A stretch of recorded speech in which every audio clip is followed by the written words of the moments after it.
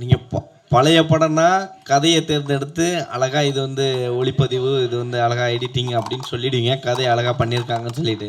ஆனால் இப்போ வர படங்கள் பார்த்தீங்கன்னா சமீபத்தில் டியூடு பேசக்கூடிய பொருளாக மாறுச்சு. இது ஒரு படமா, இந்த படத்தை ஏன் எடுத்துகிட்டு வந்தீங்கன்னா, ஆனால் அந்த படம் 500 கோடி வசூல் அடிச்சுது.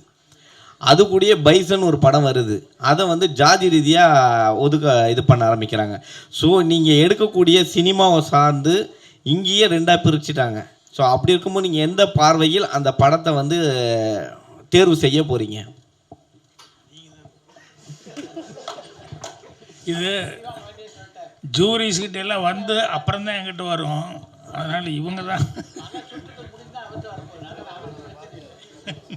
ஏன்னா இங்கே ஃப்ரேம் அப்படி தான் சார் போயிட்டுருக்கு. ஃப்ரேம்னு இங்கே சினிமா இல்லை, இங்கே ஜாதி டு ஜாதி அப்படின்னு தான் கொண்டு வந்துட்டுருக்காங்க. ஸோ அதுக்காக தான் இந்த ஜூரி வந்து அவர் பார்க்க பார்வை சினிமா அப்படின்னு பார்க்குறாரு. பட் ஆனால் கொடுக்கும் பொழுது இவருக்கு கொடுத்துட்டிங்களே, இதுக்கு ஏன் கொடுக்கல அப்படின்னு வரும். அதை எப்படி நீங்கள் அட்டாக் பண்ண போகிறீங்கன்றதுனால தான் கேட்குறேன் சார். விருதுகளும் அதை பற்றி விமர்சனங்களை வந்து ரெட்டப்பாடு சார். சிறந்த பத்திரிகையாளர்னு எப்படி இனம் கண்டுபிடிப்பேன்னு கேள்வி கேட்டீங்க. அது நான் தான் ப்ரூவ் பண்ணுறதுக்கான கேள்விகளை பண்ணி கேட்குறீங்க. நிச்சயமாக திரைப்படங்களை நாங்கள் திரைப்படங்களாக தான் பார்ப்போம். எடுக்கும்போது ஒரு சிலருக்கு வந்து ஜாதி அவங்களுக்கு இருக்கலாம்.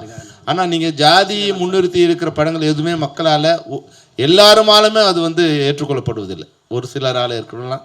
அதனால் வந்து நாங்கள் திரைப்படங்களை பார்க்கும்போது அது திரைப்படமாக இங்கே இருக்கிற எல்லாருமே நாங்கள் திரைப்படத்தை திரைப்படமாக தான் பார்த்தோம்.